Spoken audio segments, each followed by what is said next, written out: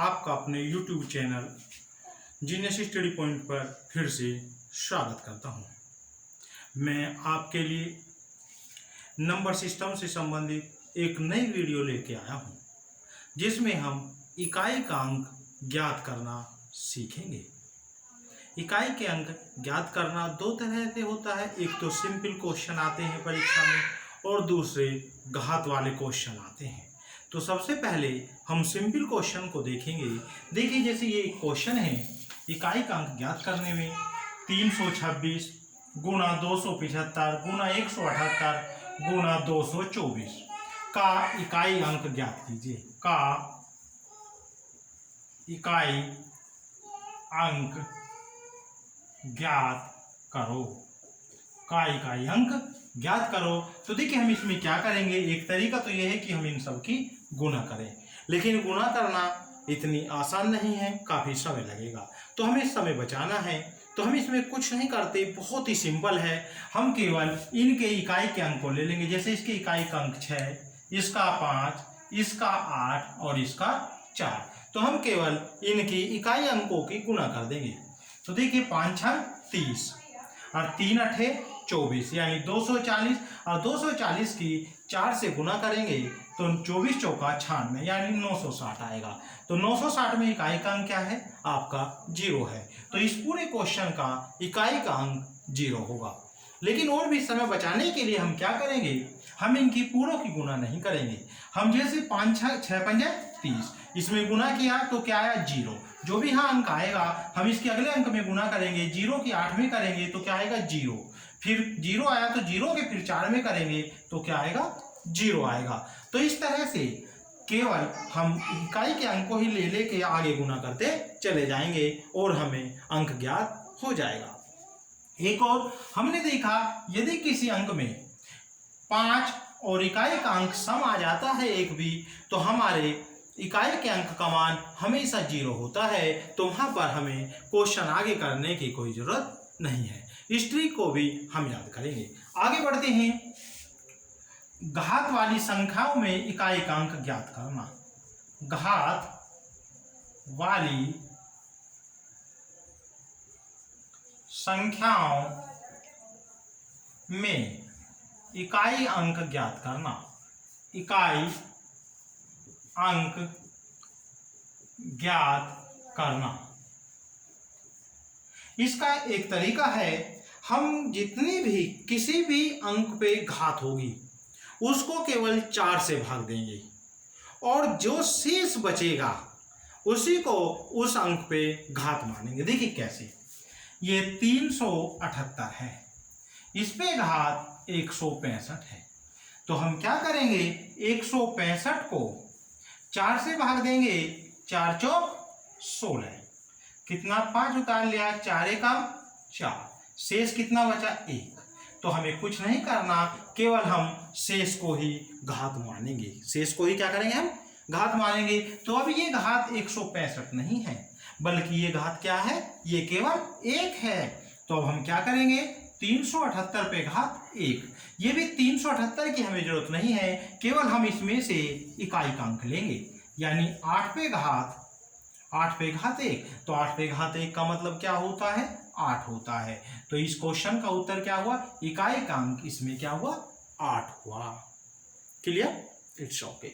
हाँ, एक चीज और, हमने अभी 165 को 4 से भाग दिया था, लेकिन हमें 165 को 4 से भाग 165 को भाग देने की जरूरत नहीं है। चाहे कितनी भी घात हो, यदि हम उसे 4 से भाग दे रहे हैं तो हम केवल 2 अंकों को भाग देंगे।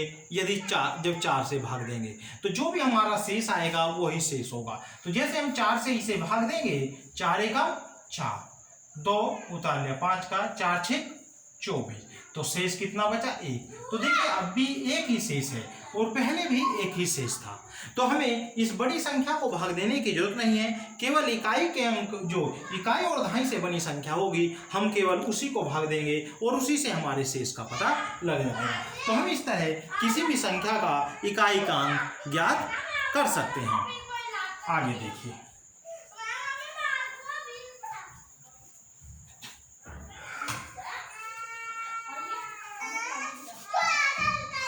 देखिए यदि 1, 0, 1, 5 और 6 पे हम यहाँ 0 को छोड़कर कोई भी घात हो, यानी यहाँ पे घात हो लेकिन यहाँ पे 0 नहीं होना चाहिए, तो किसी भी घात के मान के लिए ये मान नहीं बदलता, यानी ये नो चेंज रहता है।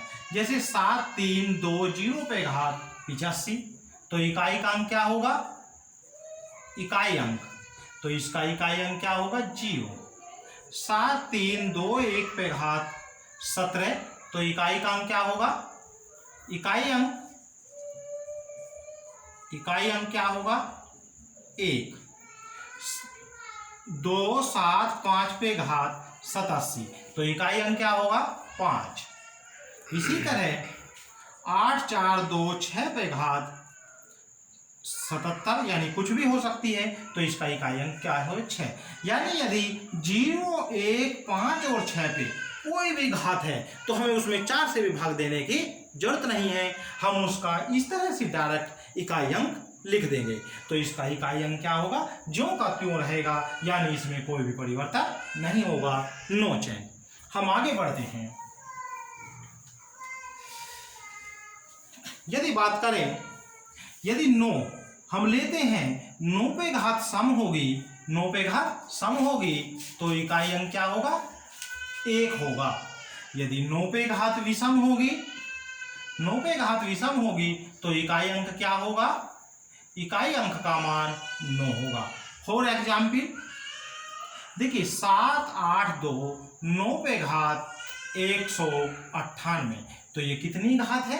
198 है, तो हमें इसे 4 से डिवाइडेड करने की जरूरत नहीं है, हम डायरेक्ट लिख देंगे 9 पे घात क्या है? सम है, तो 198 क्या है? सम घात है, तो हम इसके इकाई का अंक डायरेक्ट लिख देंगे, इसके इकाई का अंक क्या होगा? 1 होगा, इकाई अंक क्या होगा? 1 होगा।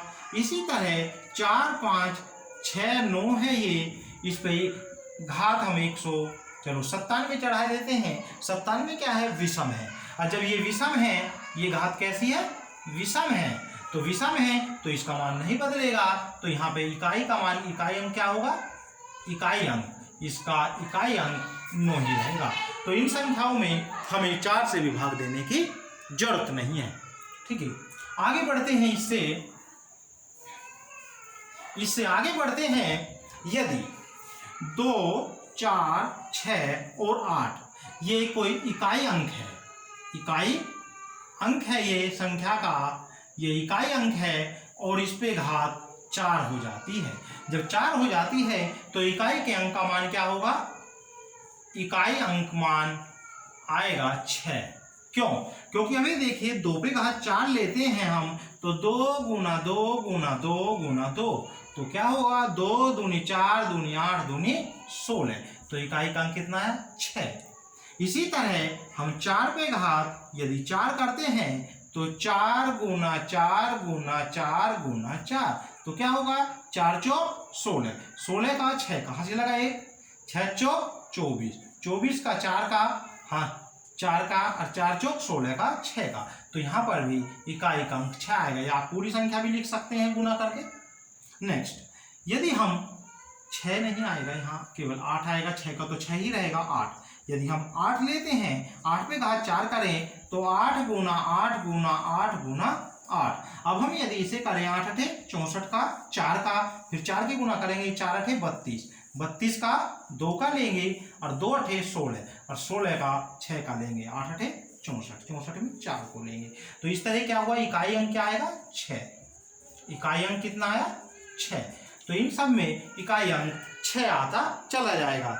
तो यानी यदि कोई संख्या 4 से पूरी डिवाइडेड हो जाती है, इनमें से इकाई का अंक है, तो उसका मान हमेशा 6 होगा।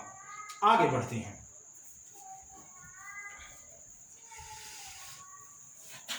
देखिए 4, 3, 2, 9 पे घात 156 गुना 7, 3, 2 पे घात 175 गुना 4, 3, 2, 8 पे घात 167। अब हम इन घातों को लेते हैं, तो इकाई का अंक, तो इकाई का अंक क्या होगा?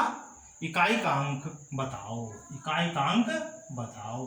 तो यहाँ पे इकाई का अंक क्या होगा, तो देखिए 9 पे घात अभी हमने बताया था यदि सम है तो उसका मान 1 होगा, तो इसका मान क्या आ गया, 1 आ गया, गुना। अब हम 2 पे घात 175 है तो केवल 2 को लेंगे यहाँ से।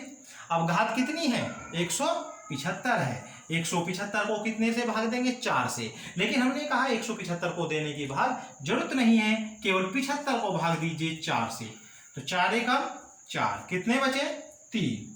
अब 5 का उतार लिया, 4 अठे 32, तो 32 हुआ, तो 3 क्या बचा, शेष बचा। ये जो शेष है ये ही 2 पे घात हो गया। आगे बढ़ते हैं। ऐसे ही इसमें से क्या लेंगे, इकाई का अंक 8 लेंगे। 8 पे घात कितनी है, 167 है। 167 को भाग देने की जरूरत नहीं है, केवल 67 को 4 से भाग देंगे। तो 4 एकम 4, कितने बचे, 2। या यहाँ पे दे लीजिए 67 को 4 से भाग, 4 एकम 4, कितने बचे, 2, 7, 4 6 24, कितने बचे, 3। तो 3 शेष हुआ। तो अब हमें कुछ नहीं मानना, केवल 8 पे घात ये जो 3 है हम केवल यही मानेंगे, केवल यही 8 पे घात 3 है। 3 है, 1 गुना 2 पे घात 3 का मतलब क्या होता है, 2 दूनी 4 दूनी 8, तो इसके इकाई का अंक कितना है, 8। 8 पे घात 3 का मतलब क्या होता है, 8 गुना 8 गुना 8, तो 8 अठे 64, 64 का 4 का, 4 अठे 32, 32 का 2 का, तो इसका इकाई का अंक कितना आया, 2। तो अब हम क्या करेंगे, इन सब का गुना कर देंगे, या आप पूरा लिख सकते हैं 8 अठे 64, 64 गुना 8, 8 चौक 32, 32 का 2 का, हासिल लगे 3, 8 छंग 48, 48 और 3 51, यानी 512।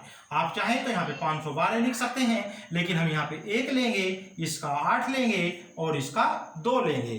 तो अब हम इनकी गुना करेंगे, तो क्या हुआ, 1 अठे 8 और 8 दूनी 16, 16 में से 6 को लेंगे तो इकाई का अंक क्या हुआ, 6।